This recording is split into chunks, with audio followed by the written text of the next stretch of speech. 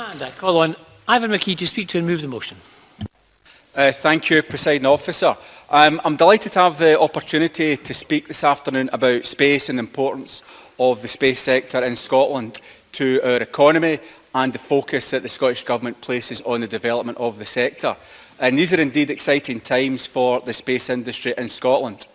The sector's rapid growth globally offers huge opportunities which Scotland is well placed to take advantage of.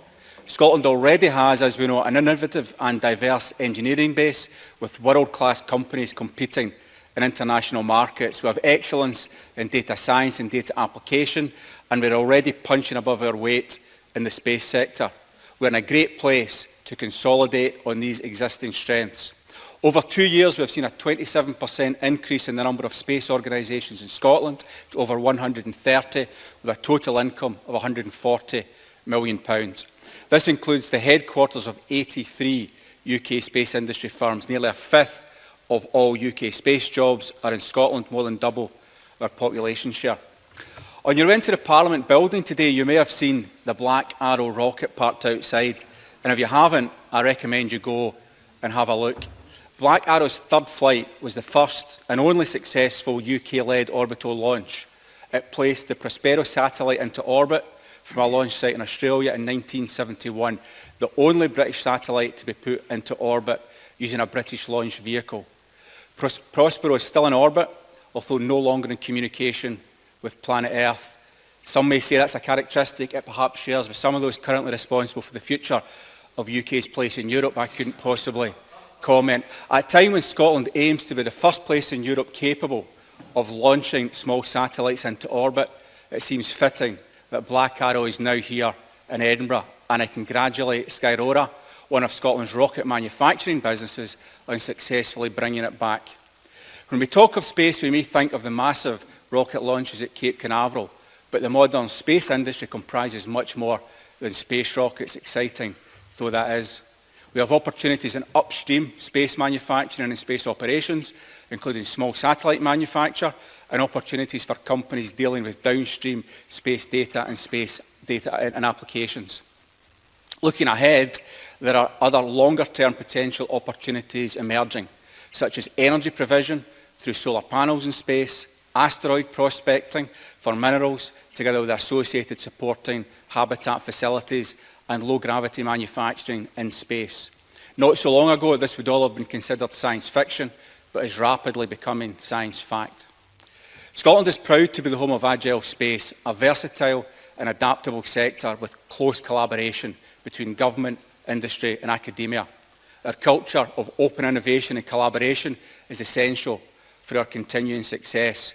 We have a supportive business environment with the developing National Manufacturing Institute for Scotland, real academic strengths, a range of practical support and advice available via our enterprise agencies, and a strong partnership with the sector through the industry-led Scottish Space Leadership Council. NMIS will be an industry-led international centre of expertise in manufacturing, which will make Scotland a global leader, with academia, industry and the public sector working together to transform manufacturing skills, productivity and innovation right across Scotland. Our excellent higher education sector is at the forefront of this technology. Glasgow, Strathclyde, Edinburgh and Dundee universities all have major strengths in the space sector. Edinburgh's Higgs Centre for Innovation, built on the site of the Royal Observatory, is a business incubation centre as well as providing space test and development facilities. I was at the centre earlier this year and thoroughly recommend a visit. Scotland is very much open for business, and our enterprise agencies will continue to work with any company with a viable proposal seeking to develop a future in our increasingly successful space sector. Scotland is already a world leader in small satellite manufacture, and we have businesses who analyse and use the valuable data beamed back from orbit. The missing link is the ability to launch satellites. Scotland is the best place in the UK to reach in-demand orbits with vertical rockets, and there's a real opportunity to capture a share of the growing market for launching an estimated 2,000 small satellites by 2030. With the City of Glasgow building more small satellites than any place in Europe, affordable and efficient access to space is key to growing our fast-developing small satellite industry. Clyde Space is recognised as a world-class innovator and supplier of small satellite systems. Spire Global, the first company in the UK and Europe to provide an end-to-end CubeSat development and data service offering. And Alba Orbital, who are building and launching some of the world's most advanced picosatellites for Earth observation and telecoms purposes, also based in Glasgow. Our ambition is to have at least one spaceport within Scotland. Having satellite launch facilities will help us to deliver strong economic benefits and is expected to open up a wide range of market opportunities in Scotland. With launch capability, we will then be able to build, launch and operate satellites all from Scotland, supporting the ambition to grow the sector here into a £4 billion industry by 2030. The UK Space Agency's decision to support the development of Space Hub Sutherland is key to meeting these aspirations, although that is not the only spaceport consideration in play, as people will well understand. A total funding package of £17.3 million will be invested in the site.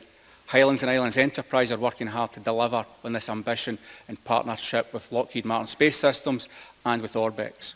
And as the market for small satellites continues to grow, so will the demand for launch facilities, with sites in the Western Isles, the Shetland Islands and at Prestwick, all interested in developing space-related launch activities.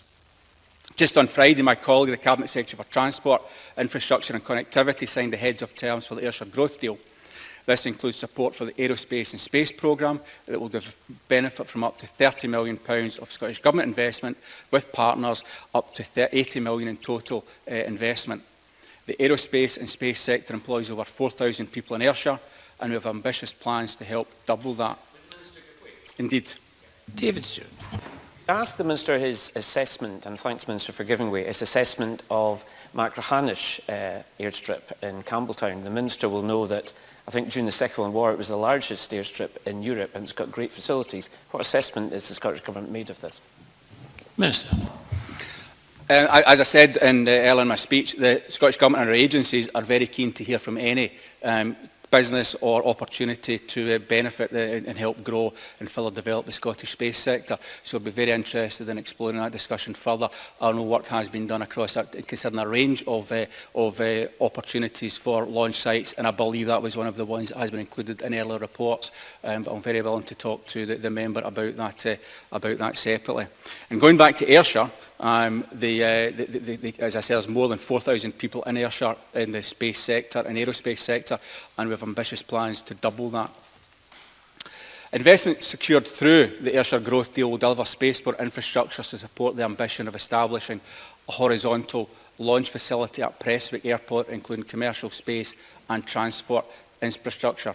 It will also support the creation of an aerospace and space innovation centre, which will be a central hub to encourage growth, supporting aerospace and space businesses in Scotland and the UK. Developing launch facilities opens the door to a whole range of new business opportunities. Already we have Orbex opening its new rocket manufacturing facilities in Forres, and I was delighted to be there at the formal opening of their launch vehicle development and manufacturing facility last month to hear about their plans to employ around 150 people on the site, and to see the prime rocket itself, an impressive piece of engineering, the carbon fibre structure, a 3D printed engine and running on low emission fuel.